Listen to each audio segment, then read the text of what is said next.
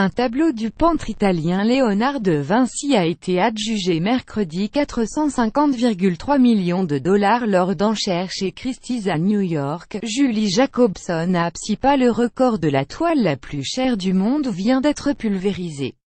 Le coupable, un tableau du peintre italien Léonard de Vinci adjugé mercredi 450,3 millions de dollars lors d'enchères chez Christie's à New York.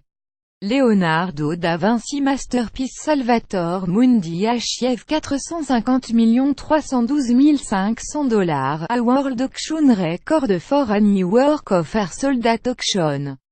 pic.twitter.com SNKXM 7T3CB, Christie's Christie 5 novembre 16, 2017. Au terme d'une séquence échevelée de 19 minutes, Salvator Mundi, sauveur du monde, dernier tableau du maître encore en possession d'un collectionneur privé, a laissé loin derrière Les Femmes d'Alger version 0, de Pablo Picasso, vendu 179,4 millions de dollars en 2015.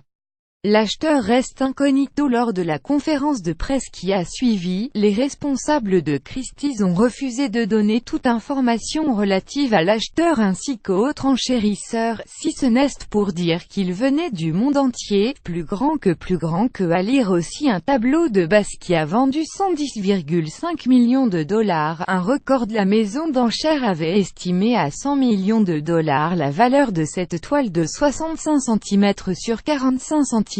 Vendue pour 45 livres britanniques seulement en 1958, bien avant qu'elle n'ait été reconnue comme un authentique Leonardo en 2005.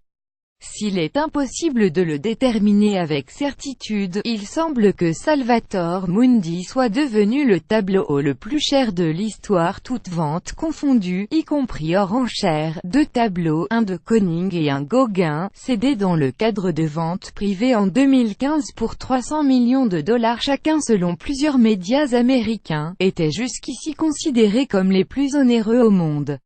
Un grand moment pour le marché de l'art, la toile de Léonard de Vinci était jusqu'ici propriété du milliardaire russe Dimitri Ribolovlev, oligarque exilé qui préside le club de football de la Monaco. Il l'aurait acquis pour 127,5 millions de dollars auprès du marchand d'art suisse Yves Bouvier, qu'il avait lui-même acheté peu de temps avant pour 80 millions de dollars.